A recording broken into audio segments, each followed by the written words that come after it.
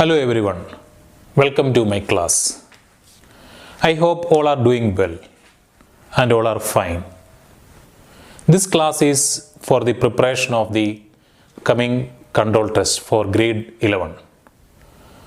So, if you closely observe this class, you will get good levels in the exam. The first topic for the exam is electricity and magnetism.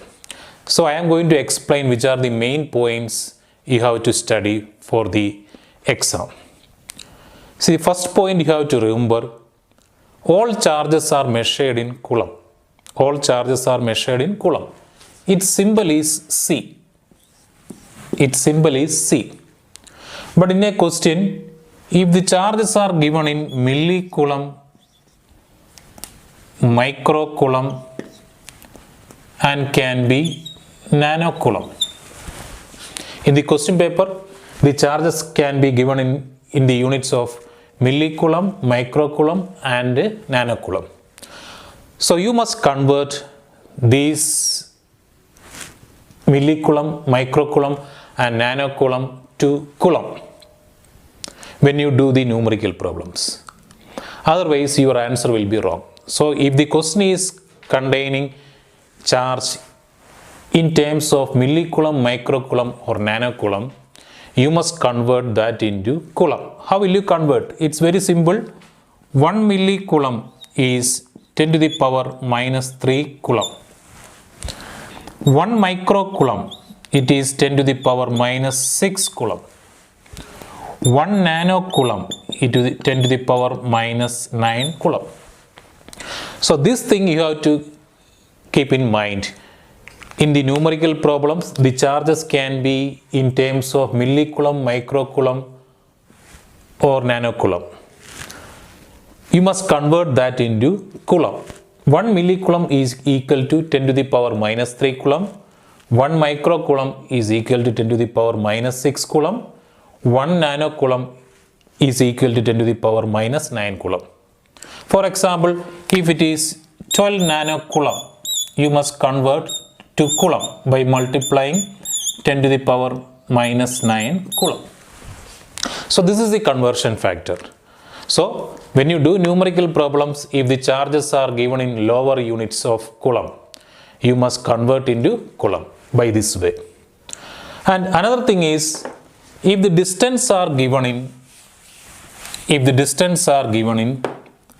centimeter or millimeter, you must convert into meter. That means 1 centimeter equal to 10 to the power minus 2 meter. 1 millimeter equal to 10 to the power minus 3 meter. So if the distances are given in centimeter or millimeter, you must convert into meter.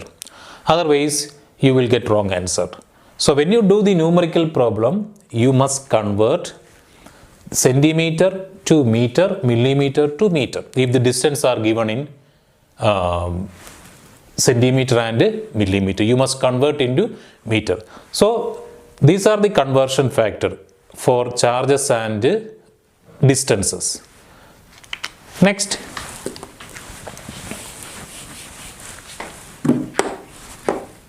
If there are two charges, Q1 and Q2. If there are two charges, Q1 and Q2. If they touch each other, what will happen? If they touch each other, what will happen? They will share the charges equally. That means if there are two bodies with the charges Q1 and Q2. If they touch each other, they will share the charges equally. How they share the charges equally? The common charge will be Q equal to Q1 plus Q2 divided by 2. Q1 plus Q2 divided by 2. That will be the common charge. So, when two charged bodies touch each other, they will share the charges equally. The common charge will be Q equal to Q1 plus Q2 divided by 2. For example, if two bodies having charges Q1 equal to 2 microcoulomb, Q2 equal to 4 microcoulomb, when they touch each other, so they will share the charges equally. That means 4 plus 2 divided by 2. 4 plus 2 is 6. 6 by 2 is 3. So 3 microcoulomb. So each body will get the charge 3 microcoulomb.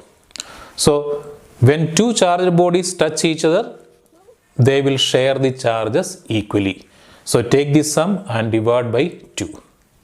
If the charge is like this, Q2 is minus 4 microcoulomb, how the answer will change?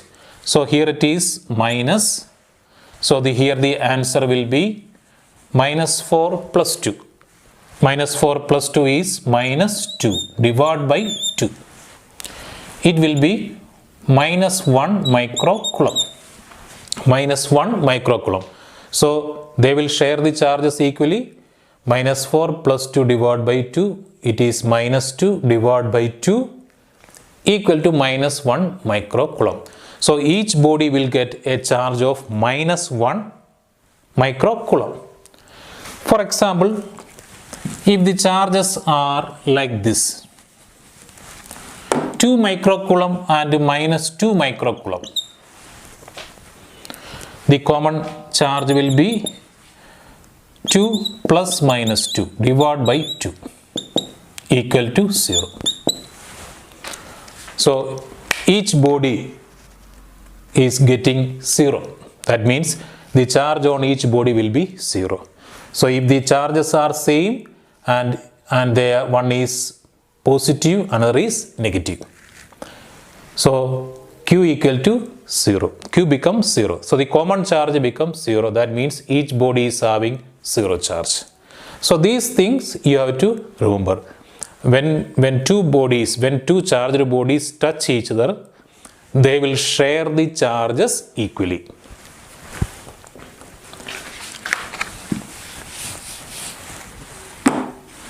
Next you have to remember Coulombs law.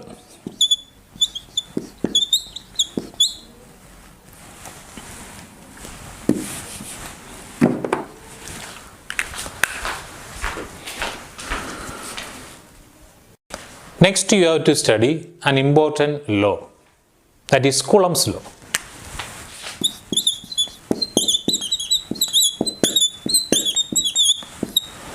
Coulombs law, it is very simple to understand.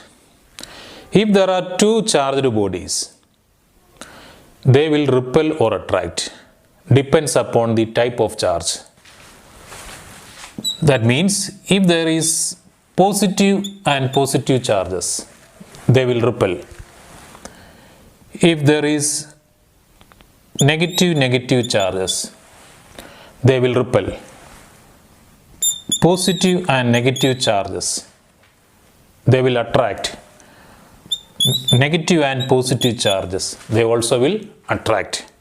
So if there are two charged bodies, there will be a force of attraction or repulsion between them. So how will you calculate that force? By using Coulombs law.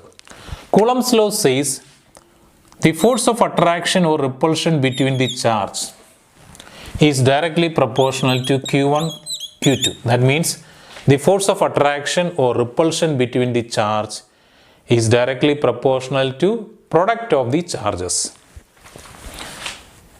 And the force of attraction or repulsion is inversely proportional to square of the distance.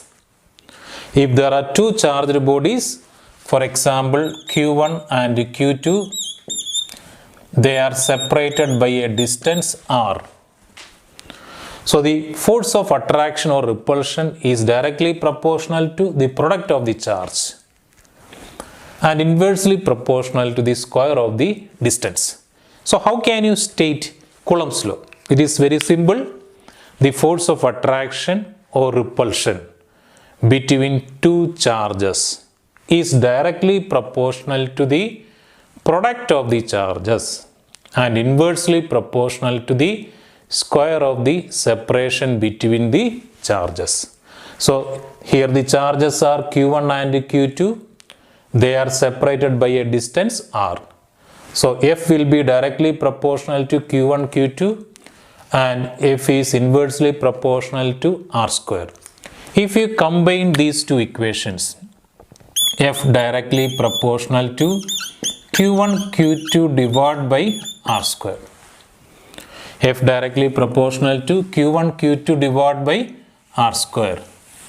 If you remove the proportional sign, it becomes F equal to K Q1 Q2 divided by r square. F equal to K Q1 Q2 divided by r square. So this is the equation for Coulombs law for doing numericals. For doing numericals, this is the equation for Coulombs law. Here F is the force of attraction or repulsion between the charges. K is a constant. Its value is K equal to 9 multiplied by 10 to the power 9. That value you will get from the data sheet. Q1 and Q2, they are given charges. R is the distance. So if the charges are given in millicoulomb, microcoulomb or nanocoulomb, you must convert into coulomb. If the distance is given in millimeter, centimeter, you must convert into meter. K value is 9 multiplied by 10 to the power 9. So this is the equation for doing Coulombs law. If the charges are given, if the distance also given, this is the equation for doing Coulombs law. F equal to K Q1 Q2 divided by r square. So for example, if the charges are given Q1 equal to 2 microcoulomb, Q2 equal to 3 microcoulomb, R is 1 centimeter or 3 centimeter. How will you substitute these values in the equation? So F equal to 9 multiplied by 10 to the power 9 multiplied by Q1, 2 multiplied by you must convert into coulomb, 10 to the power minus 6, then 3 multiplied by 10 to the power minus 6 divided by 3 centimeter, you must convert into meter, the whole square. So many of the students, they will forget to put the square here. So don't forget to put square here. You must convert into meter by multiplying 10 to the power minus 2. So these are the conversion factor, and by using calculator you can get the answer, and the answer you must write in Newton. The answer you must write in Newton. So this is the way how to do the numericals related with the equation F equal to K Q1 Q2 divided by r square. If the charges are given microcoulomb and the distance in centimeter, you must convert into coulomb and meter. Then you will get the right answer. So numericals can come by using the equation F equal to K Q1 Q2 divided by r square.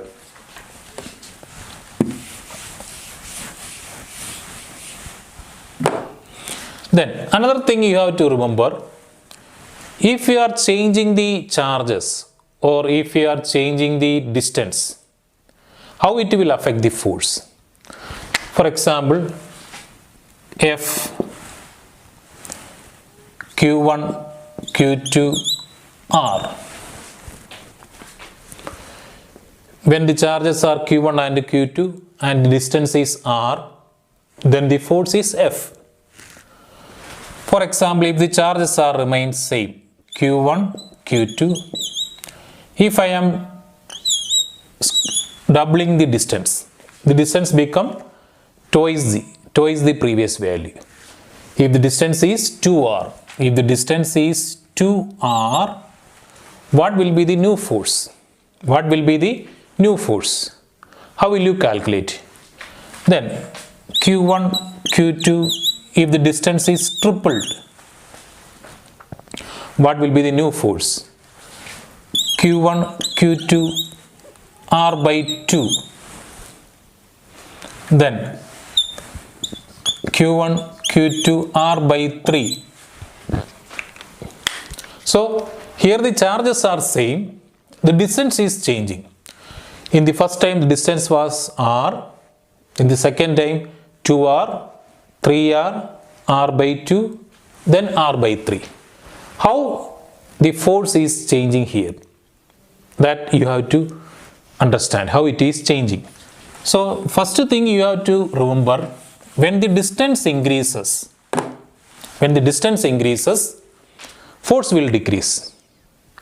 That thing you have to keep in mind. When the distance increases, the force of attraction or repulsion between the charges decreases.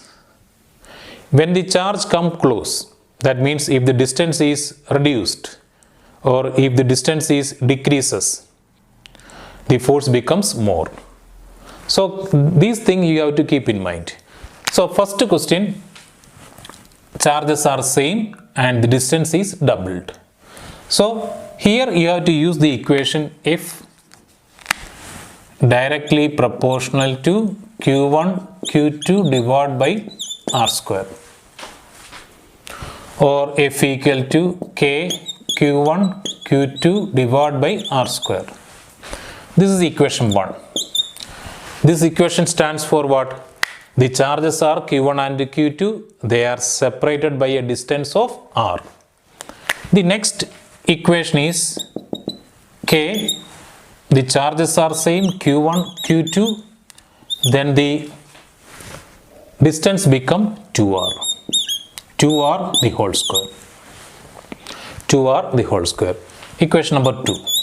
Equation number 2. If you divide 1 divided by 2, here the new force I am marking as F dash. 1 divided by 2. That means F divided by F dash equal to K Q1 Q2 divided by R square. Then take the reciprocal of this. 2R the whole square, that becomes 4R square. 4R square divided by K Q1 Q2. K Q1 Q2 will cancel, R square will cancel. That means F divided by F dash equal to 4. Or you need F dash equal to, what will be the value? F by 4.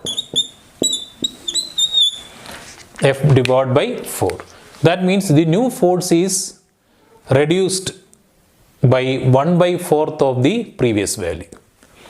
So F dash will be F by 4. This is the steps for doing it.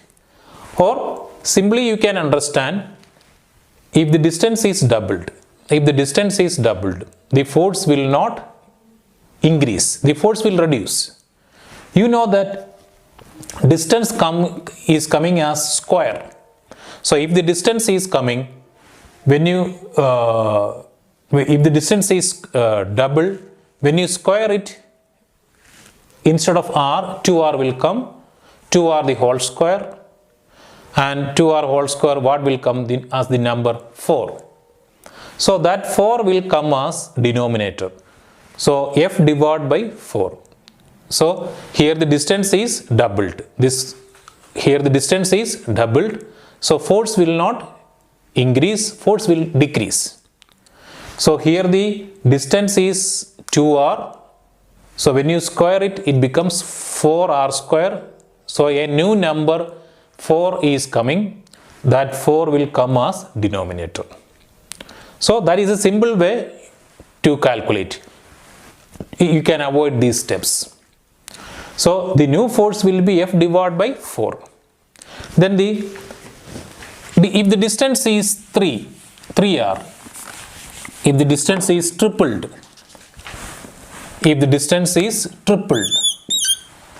what will be the new force?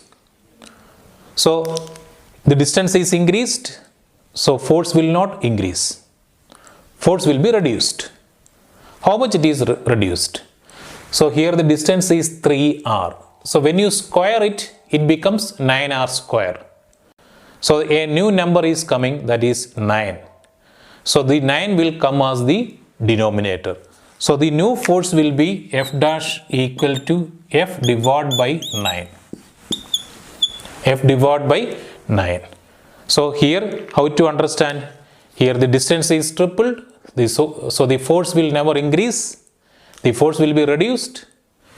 The distance is 3r. You know that in the equation, square of the distance, when you square 3r, you will get 9r square. And the new number is 9.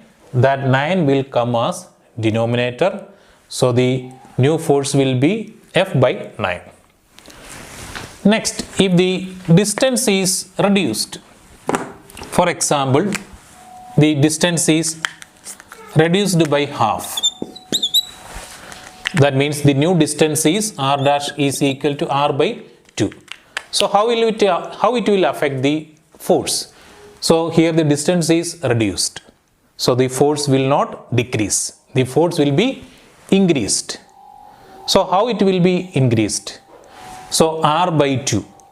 When you square it, it comes as r square by 4. R square divided by 4. So when you calculate the new force, that 4 will come as numerator. The 4 will come in the numerator. The 4 will come in the numerator. So the new force will be F dash equal to 4F. The new force will be F dash will be equal to 4F.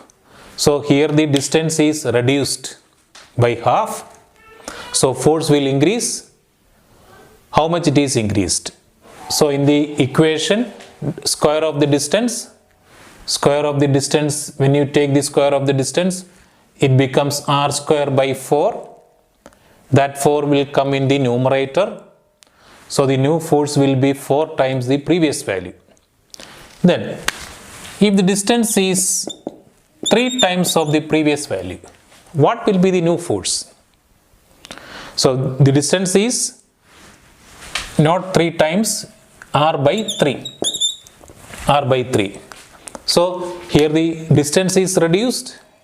So force will increase. In the equation, square of the distance, when you take the square of the distance, r by 3 the whole square. R by 3 the whole square is r square by 9. R by 3 the whole square is r square by 9. So this 9 will come as the numerator. So the new force will be F dash equal to 9F. So these are the simple way how to find out the new force. So you check the question, and what about the distance? Are they saying the force is distance is increasing or decreasing? If the distance is increasing, force will be reduced. If the distance is decreasing, the force will be increased. So if the distance are coming as square, triple, the force will be reduced by F by 4 and F by 9. If the distance are r by 2 and r by 3, the new forces will be 4F and 9F. So these are the way how to calculate the force, new force, when the distance is changing.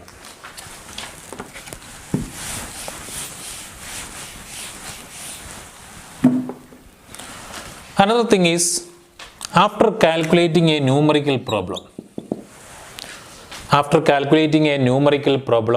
based on Coulombs law, suppose you are getting a force of 20 Newton.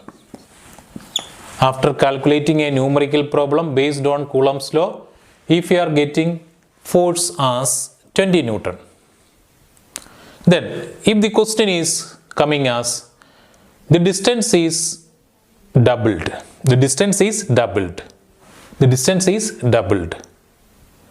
So how it will affect the force? If the distance is doubled, how it will affect the force. This thing, don't use any equations. Without using equation, how to calculate? So earlier it was r, now the distance is doubled. Now the distance is doubled. How it will affect the force? You know that if the distance is doubled, how it will affect the force? The force will be reduced. The force will be reduced. The force will be reduced by 1/4. As I explained earlier, the force will be reduced by 1/4 if the distance is doubled. So earlier it was 20 Newton. So the new force will be F dash equal to 20 divided by 4. 20 divided by 4, it will be 5 Newton. So this is the way how to get the new force when the distance is changing. This thing you are calculating without using any equations, by the previous force and the new distance. So the previous force was 20 Newton, and if the distance is doubled, the force will be reduced. Force will be reduced by 1/4 as I explained earlier. So 20 divided by 4, it will be 5 Newton. So this is the way how to get the new force without using any equations.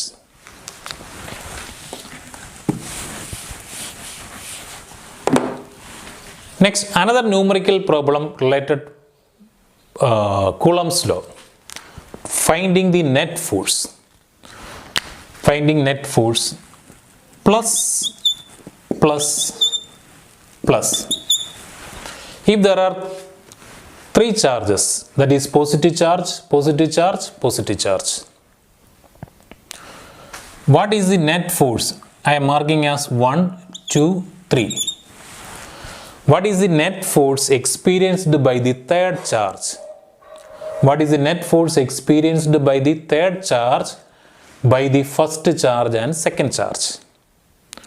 So first charge will give a repulsive force on third charge. What is the reason? First charge and third charges are positive, so they will repel. So 3 is repelled by 1.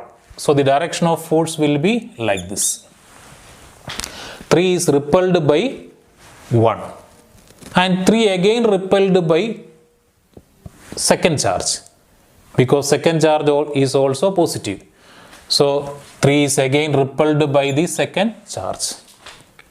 So the third charge is experiencing 2 forces, that is F1 and F2. F1 and F2 by the first charge and second charge. So these 2 forces are in the same direction. So how will you get the net force? F net equal to F1 plus F2. You find out the individual forces. F1 plus F2. And the direction of force will be right. Direction of force will be right. So here one thing you have to remember, when you calculate the force between 1 and 2 and 1 and 3, you must consider the distance between 1 and 2 and 1 and 3.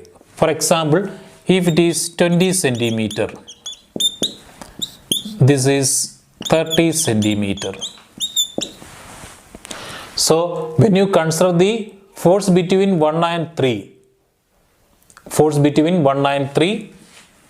here you put 40. Here you put 40. So the distance between, here the distance between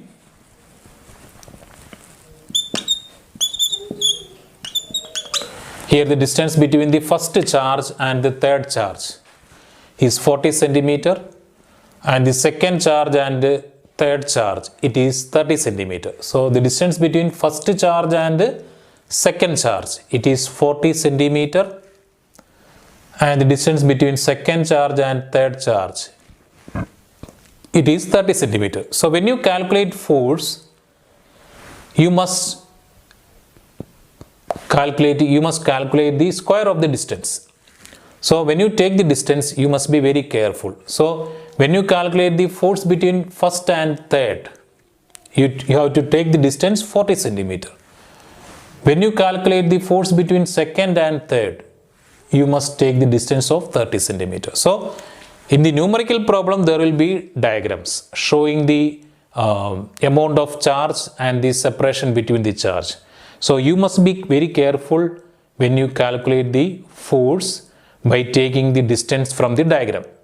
So don't be confused with the distance as shown in the diagram. So the first charge and the third charge, the distance is 40 centimeter. And second charge and third charge, the distance is 30 centimeter. So this distance you are squaring. And when you square, you must convert into meter. Don't forget that. When you calculate the square of the distance, you must convert the distance centimeter to meter. So this thing you have to remember. So here the charges are positive, positive, positive. So the net force experienced by the third charge, it will be towards right. Towards right, and the net charge will be sum of the individual, net force will be the sum of the individual forces. Net force will be the sum of the individual forces. Another combination, if the charges are minus, minus, minus. First charge, second charge, third charge.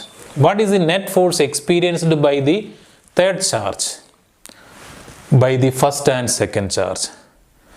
First charge will give a repulsive force on third charge. So the third charge will be repelled by first charge because they are like charges. So the third charge is repelled by the first charge. So it will be repelled. And the third charge again repelled by the second charge. Third charge will be repelled by the second charge. So here again the third charge, the direction of individual forces are towards right. So the net force will be F1 plus F2 right. F1 plus F2 right. So these type of numericals are in the textbook. So here minus, minus, minus. That is negative charge, negative charge, negative charge. So the third negative charge is repelled by the first and second negative charges. So the net force will be F1 plus F2 and it will be towards right. Then another combination, if it is plus,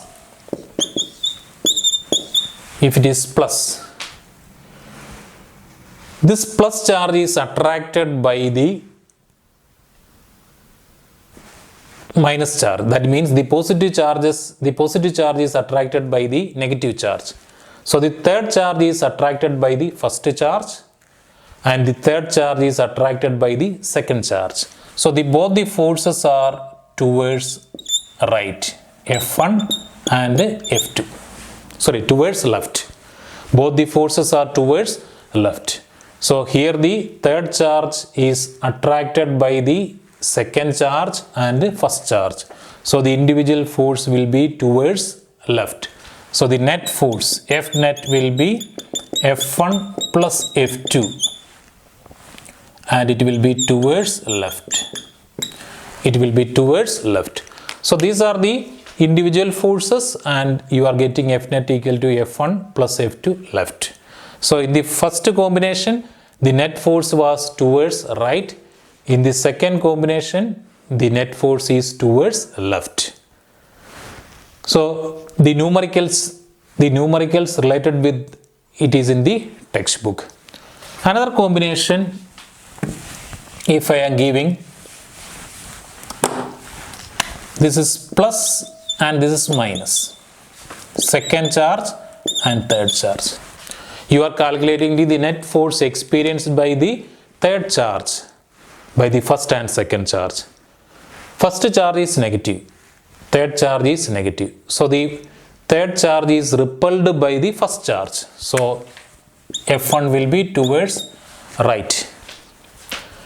The next second charge is positive, third charge is negative. So the third charge is attracted by the second charge. So this will be the direction F2. Then how will you get the net force F net? F net, how will you get it?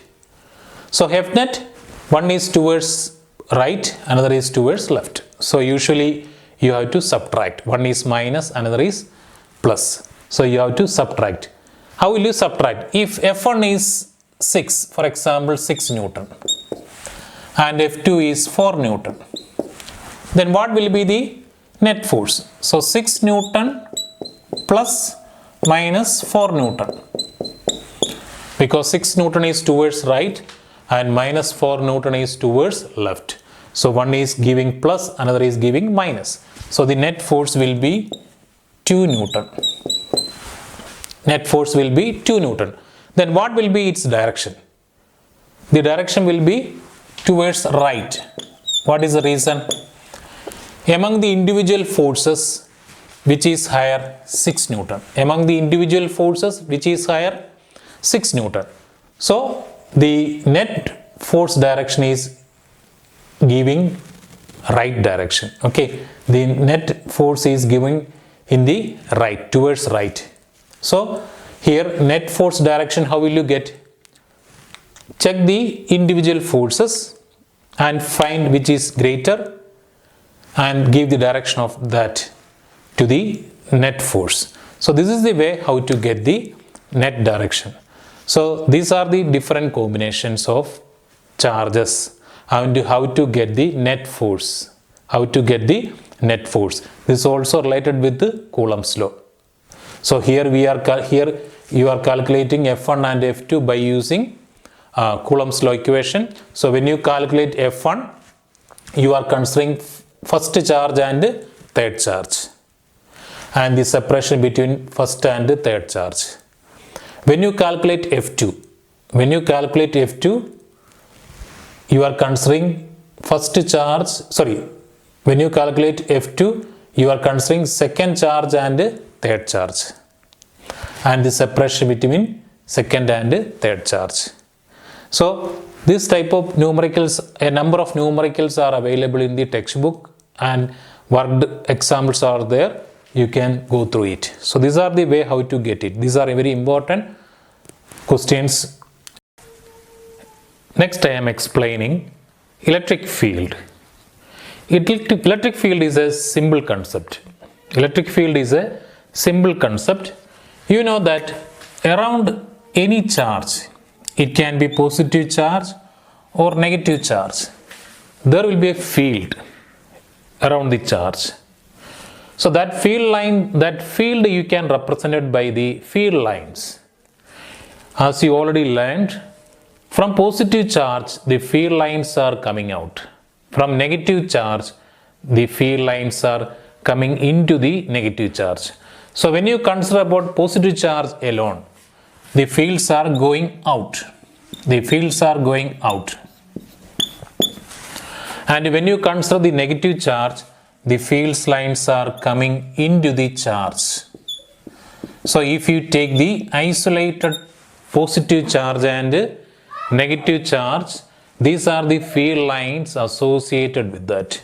So around the positive charge, the field lines are going out. Around the negative charge, the field lines are coming into the charge. So if you consider the positive charge and negative charge separately, or if they are isolated charges. So if we are considering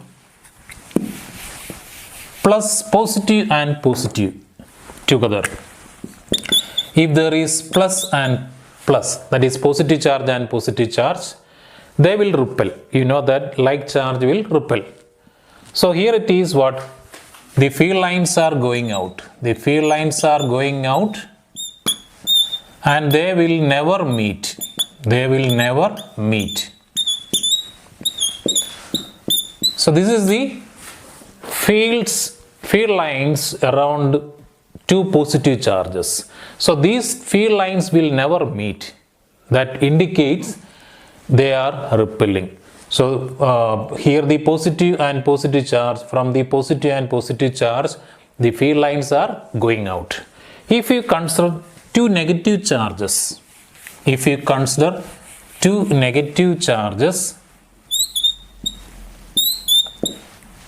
they are also repelling, but the only difference is what? The field lines are moving towards the charge. The field lines are moving towards the charge.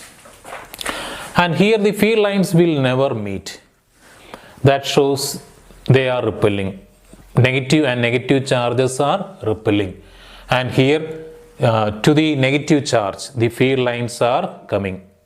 So the field lines are towards the charge. But when you draw positive charge, the field lines are going out. So many of the learners are making mistake when you draw the field lines around the charges. So towards the charge it is minus. Towards the charge it is negative charge. Away from the charge, that field lines, it is from a positive charge. So from positive charge the field lines are going out, and if you consider the negative charge, the field lines are coming into the charge. So by seeing a field diagram, if I am not showing this type of charge, so you can easily understand what type of charges are here. Here the two charges are, here this is the first charge, this is the second charge. These two charges are negative. How can you understand it? By seeing the field lines, you can understand. If the field lines are towards the charge, that will be negative charge. If the field lines are going away from the charge, that field lines will be, that charge will be positive charge. So by seeing an electric field line, you can understand what type of charge is present there. So this is electric field. Next you can define electric field. How can you define electric field? It's very simple. For that I am considering a parent charge. It's a big charge. I am considering a big charge Q. It produces a field.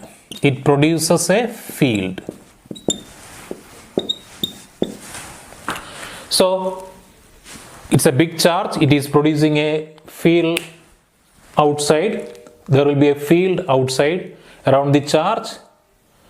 If you want to calculate the electric field strength at a point, how will you calculate it? Place a unit positive charge.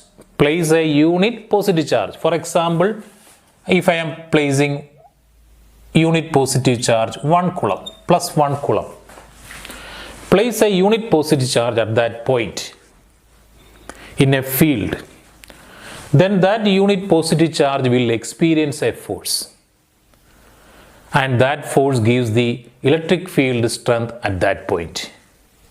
So we are defining electric field at a point, because from one point to another the electric field strength is different. When the unit positive charge is near to the big charge, it will experience more force. If it is far away from the big charge, it will experience a less force. So if I am placing unit positive charge here plus 1 coulomb, it will experience another force, because the distance from the parent charge to the unit positive charge is different. So when the distance change, the electric field strength will change.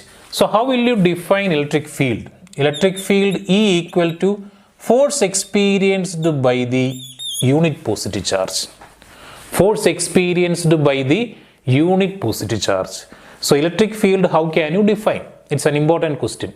How will you define electric field strength at a point? So we are defining electric field strength at a point, because from one point to another electric field strength will be different. So electric field is, we are defining at a point.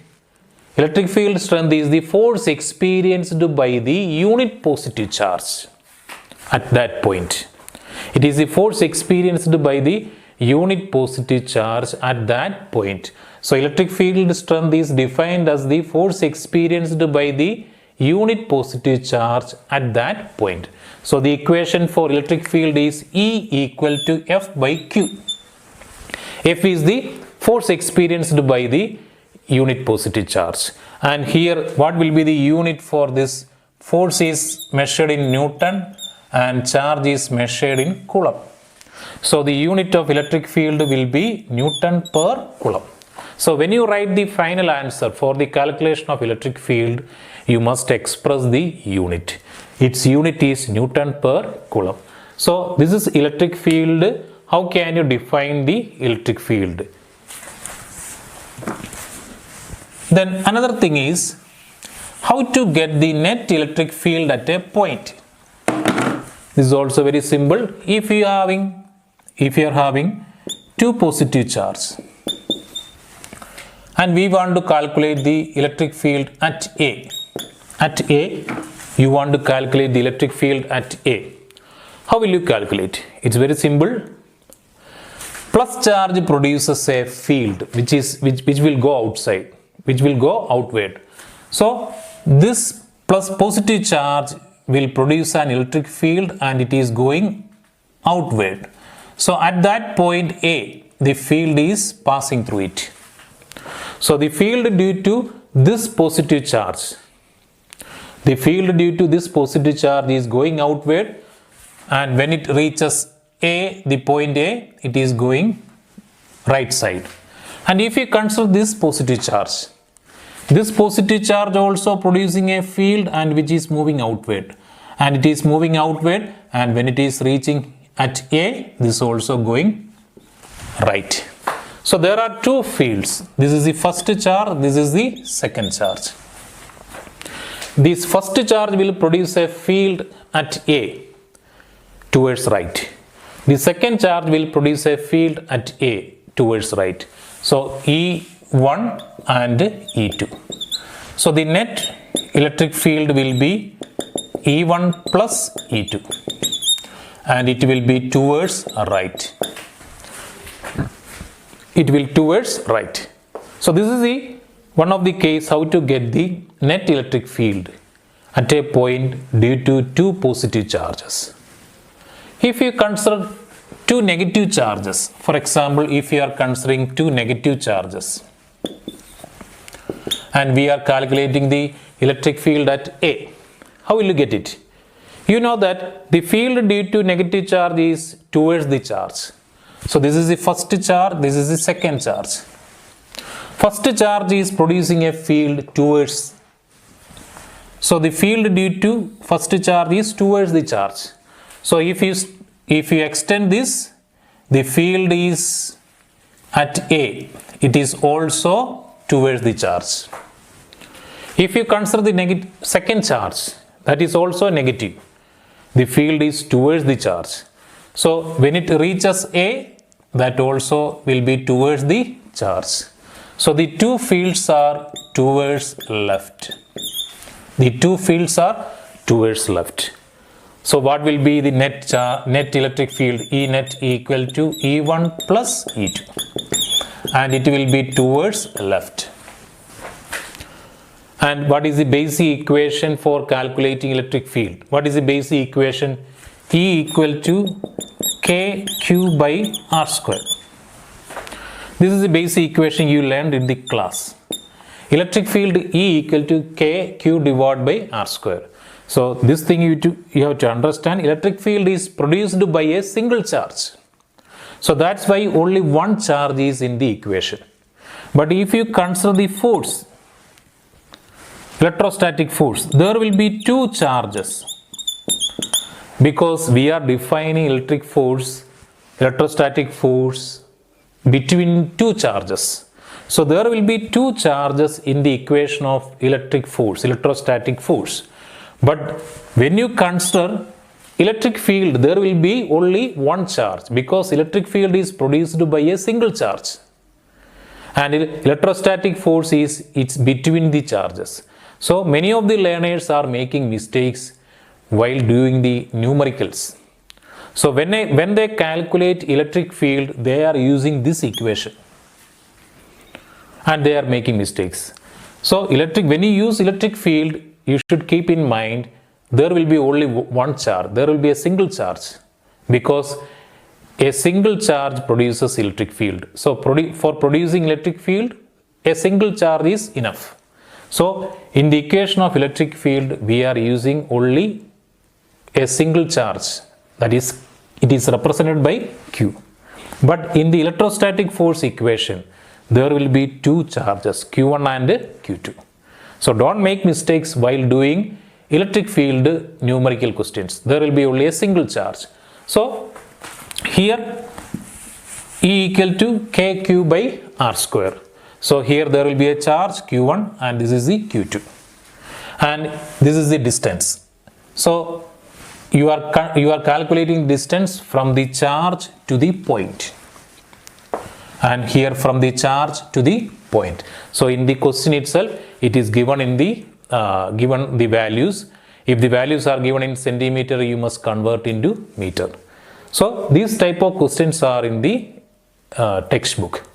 So if I am considering positive and negative charge, first charge is positive and the second charge is negative. I want to calculate the field at A. So the first charge is positive. So it will produce a field outward. So when it reaches A, the field is going right. The second charge is negative. So it will produce a field towards it. So if we consider the field at A due to the second charge, it will be towards the charge. So this is E2, this is E1. What will be the net electric field? E net equal to, for example, E1 is 6 and E2 is 4. How will you calculate the net electric field? Right is taken as positive, so 6 it is positive, plus, and E2 is left, so it will be minus. So you will get 2. The answer will be 2. And the unit will be Newton per Coulomb. So this is an example just showing it. So here E1 and E2 are in opposite direction and E1 is plus and E2 is minus. So put the sign there and take the value. So this is the way how to get the net electric field. Net electric field from two charges at a point. At a point, how you are getting net electric field. This is the way how to get it. Magnetism, some important points in magnetism. So in magnetism, instead of charges, instead of electric charges, we are considering magnets. So around the magnet, you know that similar to the electric charge, around the electric charge there will be electric field lines. And in the case of magnet, there will be magnetic field lines around the magnet. You studied in the lower class the magnetic field lines. It is starting from north and it is reaching south. So the field lines are starting from north and it is reaching south. So around the magnet there will be a magnetic field. There will be magnetic field lines. So another thing in this section you have to understand, magnetic flux phi. Magnetic flux phi. What do you mean by magnetic flux? What do you mean by magnetic flux? Magnetic flux means it is the number of lines passing through a surface or passing through an area. So it is the total number of lines of force passing through a surface. So if you are considering a surface here, a number of lines are passing through it. So that will give the flux, magnetic flux. So magnetic flux is what? Magnetic flux is the total number of magnetic lines of force passing through a surface or passing through an area. So that its symbol is phi. Its symbol is phi. So that is magnetic flux. So for magnetic flux there is an equation. How will you get magnetic flux? magnetic flux phi equal to BA cos theta. BA cos theta. B is the magnetic field. A is the area of the surface. And theta is the angle between the field and normal to the surface. Normal to the surface. For example, this is a surface having area A. And the field lines are passing like this through the surface. And this is the surface vector or normal to the surface. This is the surface vector or normal to the surface. So here the theta is the angle between this vector and the field lines. So it is not the angle between the surface and field lines. It is not the angle between the surface and field line. It is the angle between normal to the surface and the field lines. Normal to the surface and the field line. So here this is in normal to the surface and this is the field line. So you will get this angle. So that angle is represented by theta. So theta is what? Theta is not the angle between the field line and the surface. It is not the angle between field line and surface. It is the angle between the normal to the surface and the field lines. The normal to the surface is this. And the angle between this vector and the field gives the theta. So A is the area of the coil. So if the area is given in centimeter square, you must convert into meter square. Many of the problem, the area will be given in centimeter square. So you must convert into meter square. So for example, 1 centimeter square equal to how much meter square? 1 centimeter square equal to how much? Meter square. So 1 centimeter square equal to 1 divided by 10 to the power 4 meter square. 10 to the power 4 meter square. 10 to the power 4 meter square. For example, 2 centimeter square equal to 2 divided by 10 to the power 4 meter square. 10 to the power meter square. So this is the conversion factor. So if the area is given in centimeter square, you must convert into meter square. The magnetic field will be given in Tesla. And here area you must use in meter square. So this way you will get the magnetic flux. So magnetic flux, how will you get it? BA cos theta. So B is given in Tesla, that is the unit of magnetic field. Area you have to convert centimeter square to meter square, and theta value you will get from the numerical problem. So this is the way how to get the magnetic flux. Magnetic flux phi equal to BA cos theta.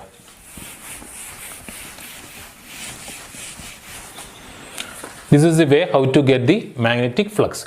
Next is an important law, Faraday's law of electromagnetic induction. Faraday's law of electromagnetic induction.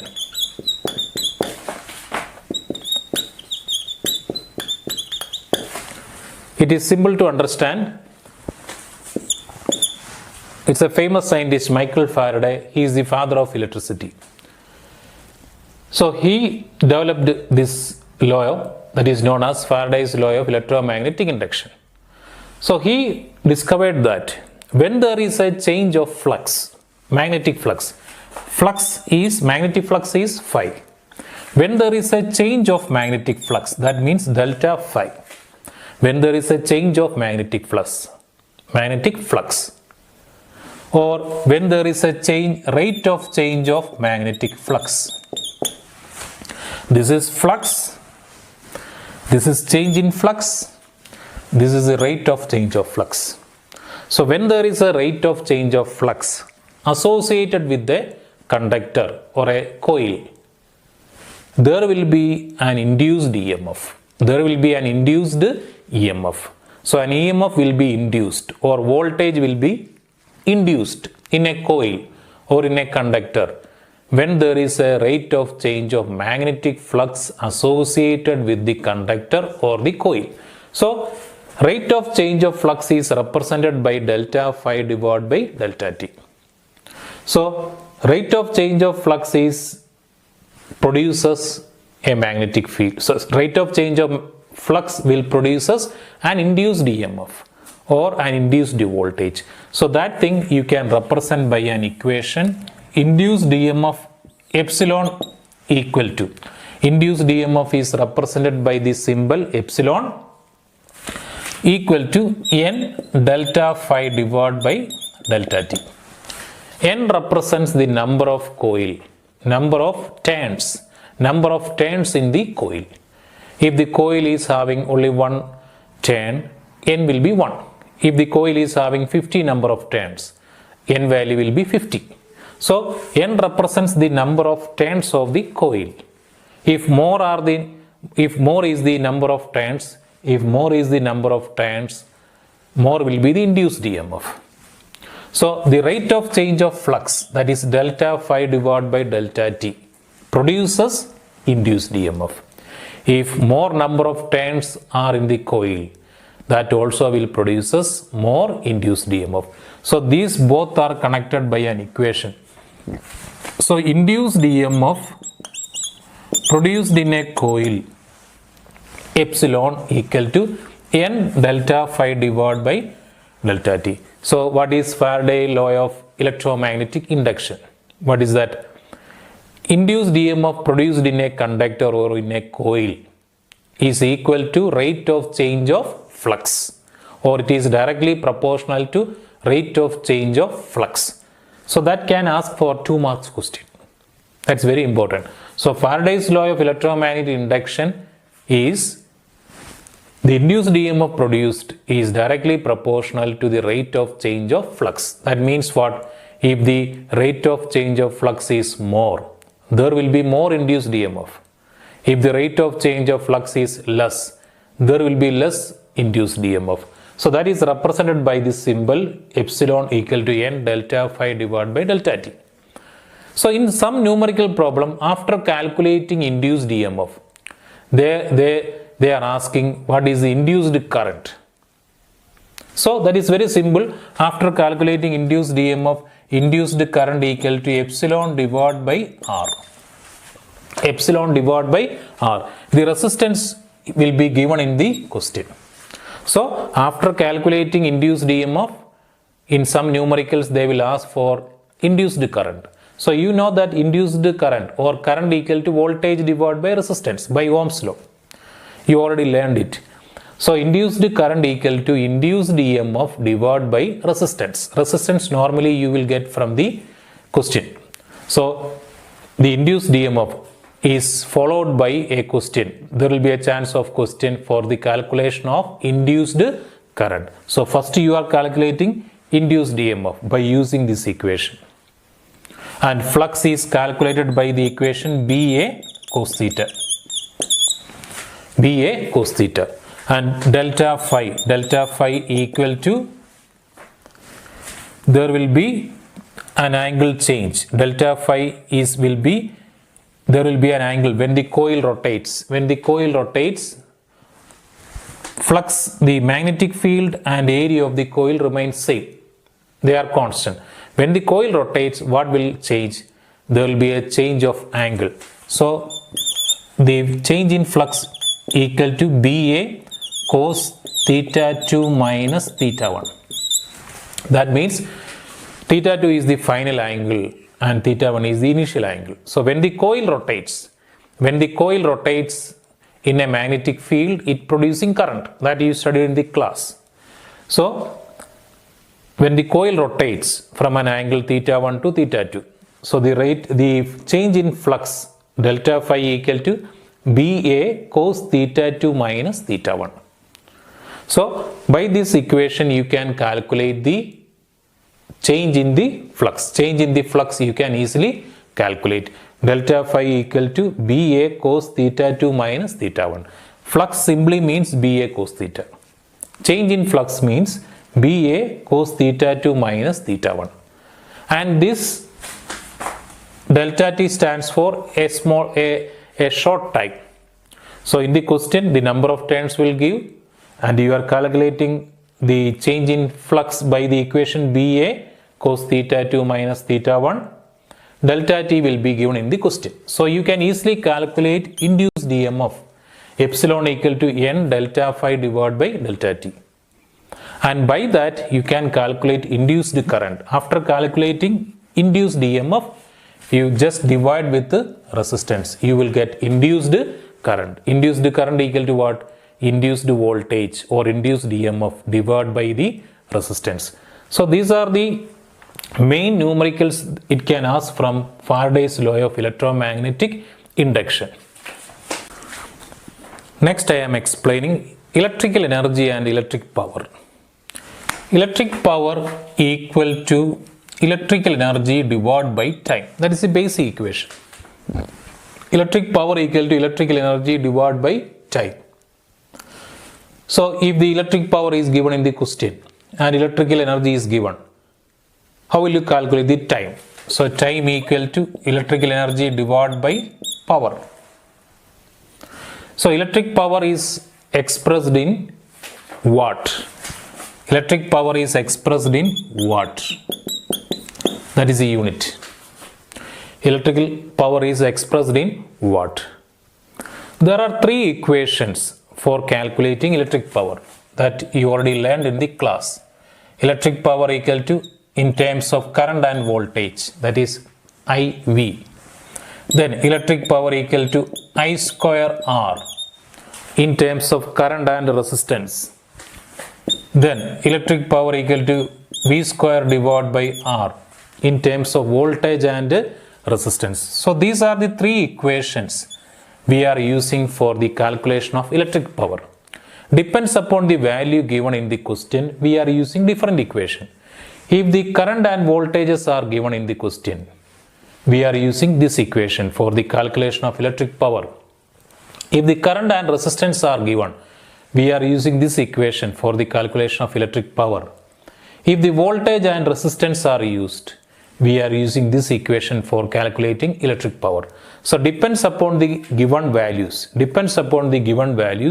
We are using different equations for calculating electric power.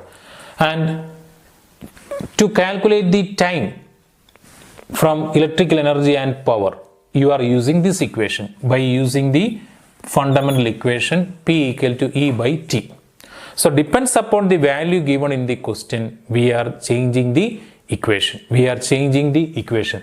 So electric power equal to IV I square R, electric power equal to V square divided by R. In electricity, you are learning basically Ohm's law. Basic Ohm's law you are learning first. Ohm's law is very simple. At constant temperature,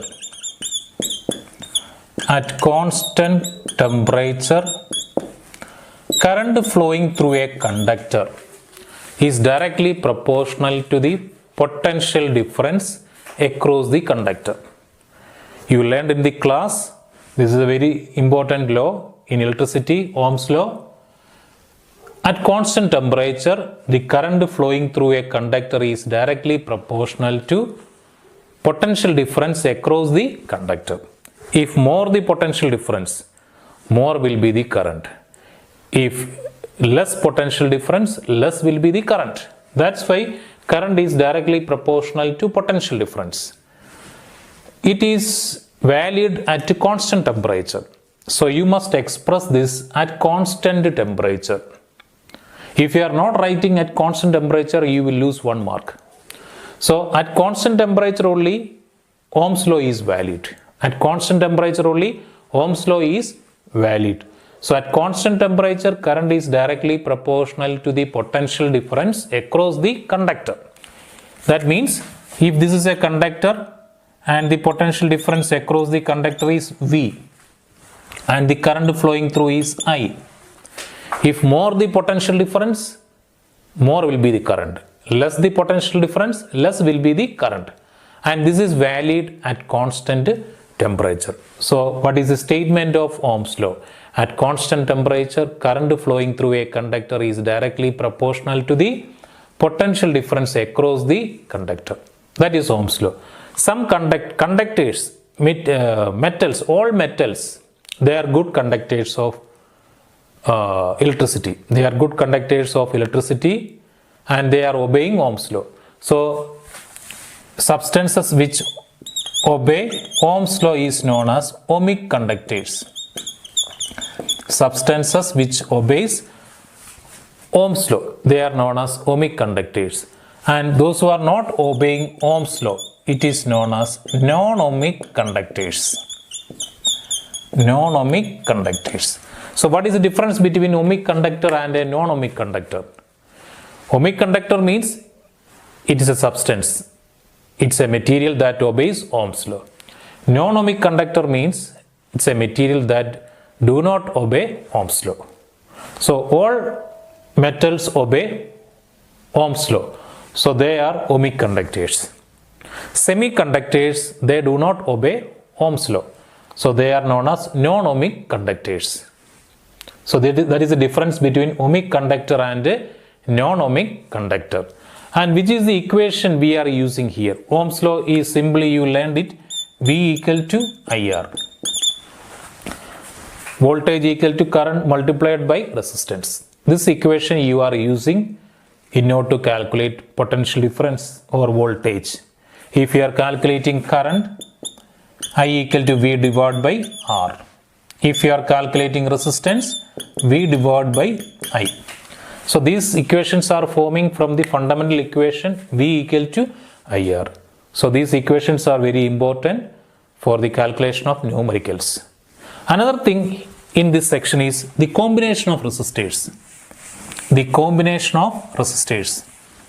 Resistors you can connect normally in two ways. One is in series. Series, this is resistance R1, this is resistance R2. They are connected in series. That means one end of a resistor is connected to the other end of the resistor. So series connection means end to end. End to end connection. That means one end of a resistor is connected to the other end of the resistor. So in this, if you are connecting resistors in series, how will you get the effective resistance? R equal to R1 plus R2. The effective resistance is the sum of individual resistance.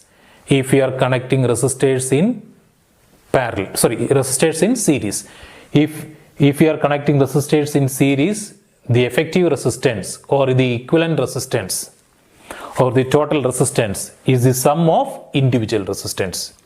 If there is a third resistance, then R equal to R1 plus R2 plus R3. Here only two resistors, so the effective resistance equal to R1 plus R2.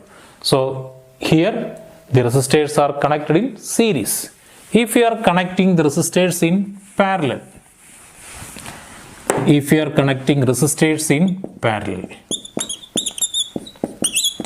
so the resistors comes like this.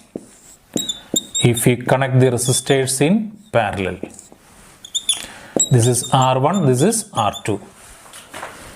This connection is known as parallel connection. Parallel connection means joining the ends. That means the ends of the resistors are joined. Here the ends are joined, here also the ends are joined. That type of connection is known as parallel connection. In parallel connection, how will you get the effective resistance? That is 1 by R equal to 1 by R1 plus 1 by R2. 1 by R equal to 1 by R1 plus 1 by R2. So 1 by R equal to, if you take the LCM, R1 R2, then R1 plus R2. Then R equal to R1 R2 divided by R1 plus R2. this is equation for calculating the resistance, the effective resistance. If there are two resistors connected in parallel, the effective resistance are equal to R1 R2 divided by R1 plus R2. Or you can simply by using this equation, 1 by R equal to 1 by R1 plus 1 by R2. By putting the numbers, you can calculate 1 by R equal to 1 by R1 plus 1 by R2. Or directly you can calculate R equal to R1 R2 divided by R1 plus R2. So these are the two ways you can connect resistors in a circuit. One is in series, another is in parallel. So when you calculate resistance in series and parallel, the methods are different. So here I discussed the magnetism, electricity and electrostatics topic. So it is not a complete description, because all these things you already learned in the class. So I discussed in a short way to just revise what you learned in the class. So grade 11 learners, please go through this video. It will help you a lot for doing the coming control test. So do well, because these topics are very important in grade 12 also. So you must learn and you must improve your level. Then only when you reach grade 12, you will get good levels in physical science. So always keep this in mind, study well and take good levels. Okay, thank you.